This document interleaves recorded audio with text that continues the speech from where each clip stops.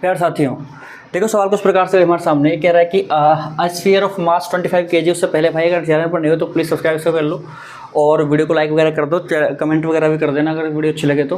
ठीक है, चलो कैसे सवाल क्या कह रहा है उस पर आ जाते हैं जरा एक मिनट के लिए। वो कह रहा है कि भाई a sphere of mass 25 kg moving with the velocity of 40 metre per second collides with another sphere of mass 15 kg और कह रहा है which is at rest, what will be its velocity. देखो मेरी बात सुनो भाई, सबसे पहली बात कि जब कोई भी दो बॉडी होती है और आपस में टकराती हैं तो जो उनका मोमेंटम होता है, जो बॉडी के इस बॉडी के पास मोमेंटम, ये बॉडी अगर रेस्ट में है तो इस बॉडी के पास अगर मूव कर रही है तो इसके पास मोमेंटम होगा। तो ये अपना मोमेंटम क्या होता है, इसके टकराने के बाद इस पर ट्रांसफर कर देती है और दोनों पर सेम मोमेंटम हो जाता है। मोमेंटम खत्म नहीं होता, मोमेंटम ट्रांसफर हो जाता है तो मोमेंट हो जाता है सेम। ठीक है, तो मतलब initial momentum equals to final momentum हो जाता है यहाँ पर।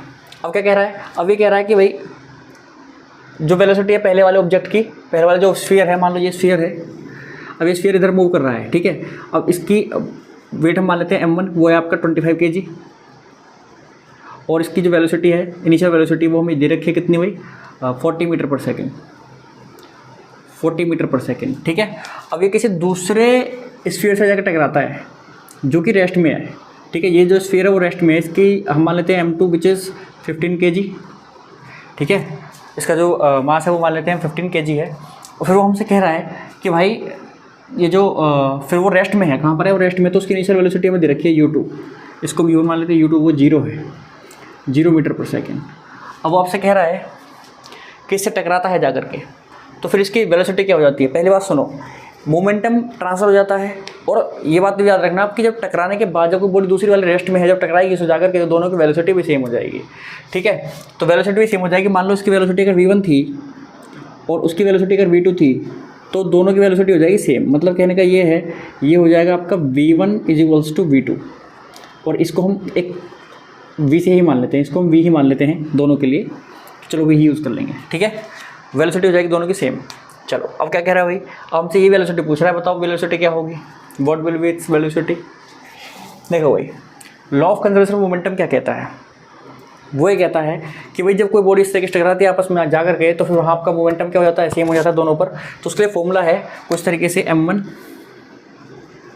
u1, जो कि मैंने प्रूफ भी कराया हुआ है पहली वीडियो में। ठीक है, आप चाहो देख सकते हो, m1 u1 प्लस m2, ठीक है, u2 is equals to m1 v1 plus m2 v2।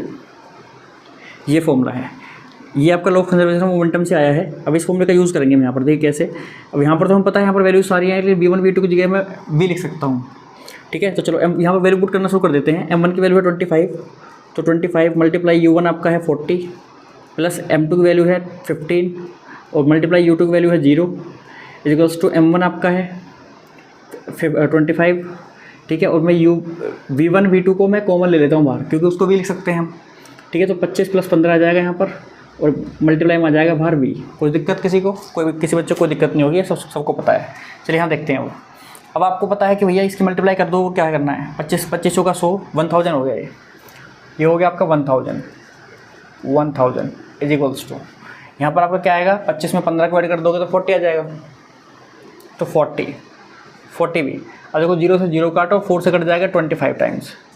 सो यहाँ से v की जो वैल्यू आ गई वो आ गई 25 मीटर पर सेकेंड। यानी कि भैया जो आफ्टर कोलिजन जो बॉडीज़ की स्पीड हो जाएगी वो हो जाएगी 25 मीटर पर सेकेंड, दोनों पर सेम हो जाएगी। ठीक है, अब देख पा रहे हो कि जो पहली बॉडी थी उसकी स्पीड कम हो गई है, वो 25 kg की थी, 40 मीटर पर सेकेंड से चल रहा था, लेकिन बाद में क्या हो गया है, दोनों की वेलोसिटी सेम हो गई है और वो कम हो गई है। चलो अब मुझे पूरी उम्मीद है कि आपको सॉल्व समझ आ गया। फिर भी कोई अगर दिक्कत है तो भाई साहब कमेंट वगैरह कर लेना, और उसके अलावा मिलते हैं हम अगले वीडियो में। धन्यवाद।